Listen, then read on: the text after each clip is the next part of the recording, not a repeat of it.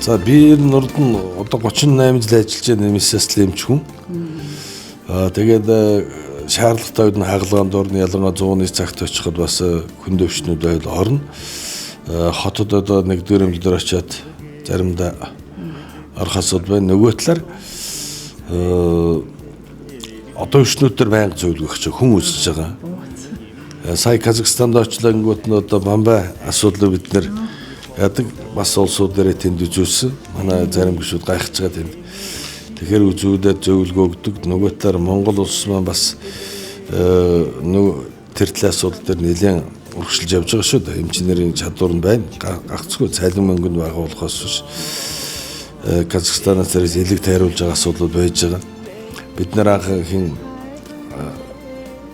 нэг сонгуулийн югаар явсан дэлгэр нарындар сонгуулийн югаар очсон. Очоод энэ Уст Каменогорскоос нэг хүн Астанад очоод үзүүлээд бид нэр дагаж ирээд энд элэг тайруулах хагалга хийлгээд явсан байхгүй.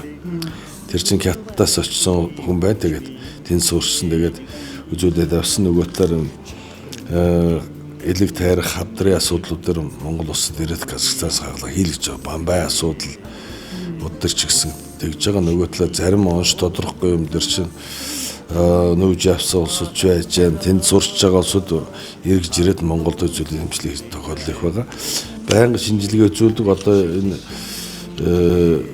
ордон дотор их хурлын гишүүд шинжилгээг үзүүлдэг, зөвлөгөө өгдөг. Байнга одоо аймгаас ирж байгаа хүчнүүд юмд хэвдүүлэх, шинжилгээгийн харах, зөвлөгөөх асуудал байнга ингээд давхар явж байгаа. Би сая нэг Баян-Улгийн аймагт том нэг зэмлэг ашиглалтанд орсон. Онцлогооны төв. Бусад аймагт байхгүй том хагалгааны 3/3 вакуум одоо юм машины хагалгаа зүрхний одоо бус хагалгаа боломжтой болсон. Тэгээд тэнд нэг хүүхдтэр одоо хавчигдсан ерөнхийдөө бид нэр тэнд хагалгаанд ороод ингээд ирсэн тэр зураг мөн тавьсан байсан.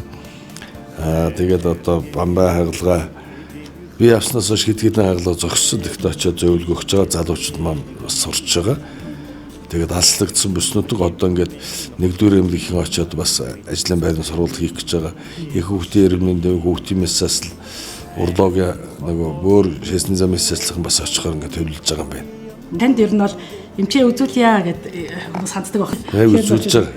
Шинжилгээгээ байнгын утсаар байнга явуулаад одоо ингээд сая хэд нэг өштө одоо хотоодны усалдтай гэдэг наашаа ирэх гэж байна. Маргааш онгосоор ирчих байх. Тэгээд бас энд хэвжүүлээд асуудлыг шийднэ. Тэгэл тэндээ бас эмчнэртэй байн холбоотой байдаг. Ийм өвчтний яллаа шүү гэдэг бас хөдөөд хийгдэх юмнууд байна шүү дээ. 3 дугаар шатал дээр хийгдэх асуудлууд дээр хотод бас юм хэрэгжүүлээд тусалж байгаа.